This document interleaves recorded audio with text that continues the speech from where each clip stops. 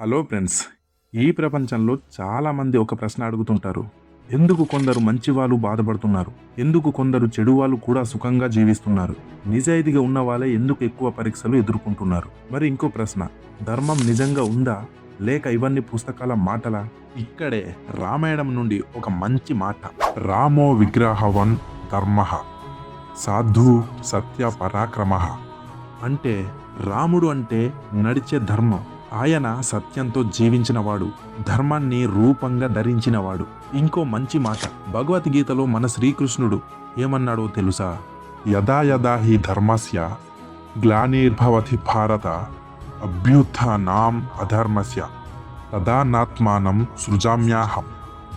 ఎప్పుడైతే ధర్మం తగ్గిపోతుందో, అధర్మం పెరుగుతుందో ఈ ప్రపంచంలో నేను అవతరిస్తాను. ఒక్కసారి ఆలోచించండి. ఎవరు చూడకపోయినా మనసులో ఒక గిల్ట్ ఫీలింగ్ వస్తుంది కదా.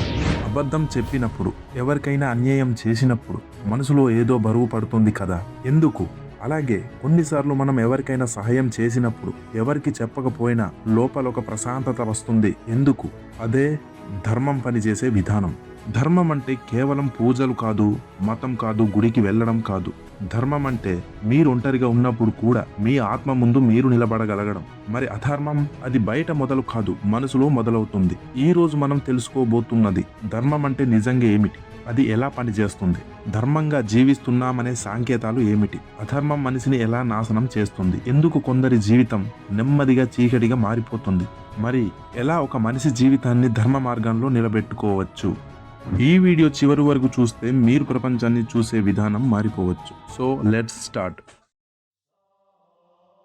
ధర్మం అంటే చాలా మంది అనుకునేది మంచి పనులు చేయడం, గుడికి వెళ్ళడం, పూజలు చేయడం, ఎవరిని బాధ పెట్టకపోవడం. కానీ అవి ధర్మం యొక్క చిన్న భాగాలు మాత్రమే. అసలు ధర్మం అంటే మీరు ఒంటరిగా ఉన్నప్పుడు కూడా మీ ఆత్మ ముందు తల వంచకుండా నిలబడగలగడం. ఎందుకంటే ఈ ప్రపంచంలో మనం ఎంతమందిని మోసం చేసినా మనసును మాత్రం మోసం చేయలేం. ప్రతి మనసులోనూ ఒక గొంతు ఉంటుంది, చాలా మెల్లిగా, చాలా నిశ్శబ్దంగా, ఇది తప్పు, ఇలా చెయ్యొద్దు అని నిజం చెప్తూ ఉంటుంది. కానీ సమస్య ఏంటంటే మనిషి బయట ప్రపంచ శబ్దాన్ని ఎక్కువగా వింటాడు, లోపల సత్యం చెప్పే ఆ గొంతుని కాదు. ఎందుకంటే మనకు షార్ట్ కట్ కావాలి, త్వరగా సక్సెస్ కావాలి, మన ఈగో గెలవాలి, మనకు లాభం రావాలి. అక్కడే అధర్మం మొదలవుతుంది. అధర్మం ఒక్కసారిగా రాదు, అది చిన్న చిన్న రాజీలతో మొదలవుతుంది. ఒక చిన్న అబద్ధం, ఒక చిన్న మోసం, ఒక చిన్న స్వార్థం. ఇది ఒకసారి చేస్తే ఏమవుతుంది? అందరూ ఇలానే చేస్తున్నారు, నాకు ఆప్షన్ లేదు. ఇలా మనసును కన్విన్స్ చేసుకుంటూ మనిషి నెమ్మదిగా తనలోని సత్యాన్ని చంపేస్తాడు. మరి ప్రమాదకరమైన విషయం ఏమిటంటే అధర్మం మొదట పనిష్మెంట్ ఇవ్వదు, మొదట రివార్డ్ ఇస్తుంది. డబ్బు రావచ్చు, పవర్ రావచ్చు, ఫేక్ గౌరవం రావచ్చు. అందుకే చాలా మంది అధర్మాన్ని తెలివి అనుకుంటారు. కానీ అధర్మం బయట జీవితాన్ని కాదు, లోపల మనిషిని డిస్ట్రాయ్ చేస్తుంది. మొదట మనసులో ప్రశాంతత పోతుంది, తర్వాత ఎవరిని పూర్తిగా నమ్మలేరు. ఎందుకో తెలియదు, కానీ లోపల ఒక ఫియర్ ఉంటుంది. ఎందుకంటే తప్పు మార్గంలో నడిచే మనిషి ప్రపంచం నుంచి కాదు, తన ఆత్మ నుంచి పోరాడుతూ ఉంటాడు. అందుకే కొంతమంది బయట చాలా సక్సెస్ఫుల్గా కనిపిస్తారు, కానీ రాత్రి ఒంటరిగా ఉన్నప్పుడు లోపల ఖాళీగా ఉంటారు. ఎందుకంటే ప్రశాంతత అనేది డబ్బుతో కొనలేం. మీరు పెద్ద ఇల్లు కొనొచ్చు, కానీ ప్రశాంతమైన నిద్ర కాదు. మీరు ప్రపంచం ముందు ఫేక్ స్మైల్ పెట్టొచ్చు, కానీ మీ కాన్షియస్ ముందు కాదు. అదే ధర్మం యొక్క అసలు పనిష్మెంట్, మనిషి తనని తాను కోల్పోవడం. కానీ ధర్మం చాలా సైలెంట్గా పనిచేస్తుంది. అది వెంటనే రివార్డ్ ఇవ్వదు. అందుకే చాలా మంది మధ్యలోనే వదిలేస్తారు. ఎందుకంటే ధర్మం మొదట కష్టంగా అనిపిస్తుంది. నిజాయితీగా ఉండడం కష్టం, తప్పు చేయకుండా ఉండడం కష్టం, మోసం చేసే ప్రపంచంలో స్ట్రైట్గా నడవడం కష్టం. కానీ ఒక విషయం గుర్తుంచుకోండి, అధర్మం వేగంగా పైకి తీసుకెళ్తుంది, కానీ లోపల నుంచి కూల్చేస్తుంది. ధర్మం నెమ్మదిగా తీసుకెళ్తుంది, కానీ లోపల నుంచి బలంగా నిర్మిస్తుంది. విత్తనం నాటిన వెంటనే చెట్టు రాదు కదా, ముందు అది నేలలో కనిపించకుండా పెరుగుతుంది. ధర్మం కూడా అలాగే. మొదట అది మీ మనసును మారుస్తుంది, తరువాత మీ ఆలోచనలను మారుస్తుంది, తరువాత మీ నిర్ణయాలు మారుతాయి, చివరికి మీ జీవితం మారుతుంది. ఎందుకంటే జీవితం బయట పరిస్థితుల వల్ల కంటే లోపల స్థితి వల్ల ఎక్కువ మారుతుంది. మరి మనిషి ధర్మంగా జీవిస్తున్నాడని తెలిపే కొన్ని సంకేతాలు ఉంటాయి.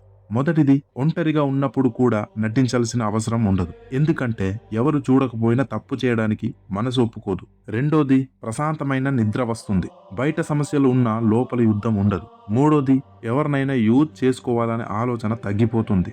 ఎందుకంటే ధర్మంగా జీవించే వ్యక్తి తెలుసుకుంటాడు తాత్కాలిక లాభం కోసం శాశ్వతంగా తనని తాను కోల్పోవద్దని. నాలుగోది నెమ్మదిగా క్లారిటీ వస్తుంది. ఎందుకంటే గిల్ట్ తక్కువగా ఉంటుంది. లోపల నిజం ఉన్నప్పుడు మనసు కన్‌ఫ్యూజ్ అవ్వదు. మరి ఇంకో గొప్ప విషయం ఏమిటంటే ధర్మం మనిషిని పర్ఫెక్ట్ చెయ్యదు. రియల్ చేస్తుంది. ఎందుకంటే ధర్మం అంటే ఎప్పుడు తప్పు చేయకపోవడం కాదు. తప్పు చేసినప్పుడు దాన్ని ఒప్పుకునే ధైర్యం కలిగి ఉండడం. ఎవరినైనా బాధ పెట్టినప్పుడు క్షమాపణ చెప్పగలగడం. ఎవరు చూడకపోయినా సరైన పని చేయడం. ఇక్కడ నుంచే ఆత్మ బలపడుతుంది. చాలా మంది అడుగుతారు, నేను మంచిగా ఉన్నాను అయినా ఎందుకు కష్టాలు వస్తున్నాయి? కానీ ధర్మం అంటే కష్టాలు రాకపోవడం కాదు. కష్టాల్లో కూడా తప్పు మార్గం ఎంచుకోకపోవడం. అదే అసలు గొప్పతనం. ఎందుకంటే సుఖంలో ఎవరైనా మంచిగా ఉంటారు. కష్టం వచ్చినప్పుడు అసలు క్యారెక్టర్ బయటపడుతుంది. అప్పుడు మనిషి నిర్ణయిస్తాడు. నేను పరిస్థితులకు బానిసనా లేక విలువలకు కట్టుబడి ఉన్నానా? ఈ కాలంలో ధర్మంగా జీవించడం ఇంపాసిబుల్ అనిపించొచ్చు. ఎందుకంటే ఈ ప్రపంచం ఫేక్‌ని సెలబ్రేట్ చేస్తుంది. నిజం కంటే ఇమేజ్‌కి విలువ పెరిగింది. సోషల్ మీడియా కోసం జీవించే వాళ్ళు ఎక్కువ. మనసు కోసం జీవించే వాళ్ళు తక్కువ. కానీ ఒక విషయం మాత్రం నిజం. ప్రపంచం మీ విజయాన్ని చూసి క్లాప్ కొట్టొచ్చు. కానీ మీ మనసు మిమ్మల్ని గౌరవించకపోతే ఆ విజయం మీనింగ్‌లెస్. డబ్బు సంపాదించండి, పెద్దవాళ్ళు అవ్వండి, గెలవండి. కానీ మీ ఆత్మ అమ్ముకొని కాదు. ఎందుకంటే ఈ ప్రపంచంలో అత్యంత ఖరీదైనది డబ్బు కాదు, ప్రశాంతమైన మనసు. చివరగా ఒక విషయం గుర్తుంచుకోండి. ధర్మం అంటే ప్రపంచానికి మంచి మనిషిగా కనిపించడం కాదు. మీ ఆత్మ ముందు మీరు నిజంగా నిలబడగలగడం. అధర్మం వెంటనే లాభం ఇవ్వచ్చు, కానీ నెమ్మదిగా మనిషిని ఖాళీ చేస్తుంది. ధర్మం మొదట కష్టం అనిపించొచ్చు, కానీ చివరికి ఒక గొప్ప బహుమతి ఇస్తుంది. అది ప్రశాంతత. మీరు ఈ రోజు నుంచి ఒక చిన్న నిజాయితీ నిర్ణయం తీసుకున్న మీ జీవితం మారడం మొదలవుతుంది. ఎందుకంటే ధర్మం అనేది బయట దారి కాదు, లోపలి వెలుగు. ఆ వెలుగును ఎప్పుడూ కోల్పోవద్దు. మరి ఈ వీడియో మీ ఆలోచనలను ఒక్కసారైనా కదిలించి ఉంటే కామెంట్లో ఒక మాట రాయండి, ధర్మం లోపల మొదలవుతుంది అని. అలాగే ఇలాంటి డీప్ మరియు జీవితాన్ని మార్చే వీడియోల కోసం ఛానల్ని సబ్స్క్రైబ్ చేసుకుని బెల్ ఐకాన్ ప్రెస్ చేయండి. ఎందుకంటే మనిషి బయట ప్రపంచాన్ని గెలవడానికి ముందు లోపల తనని తాను గెలవాలి.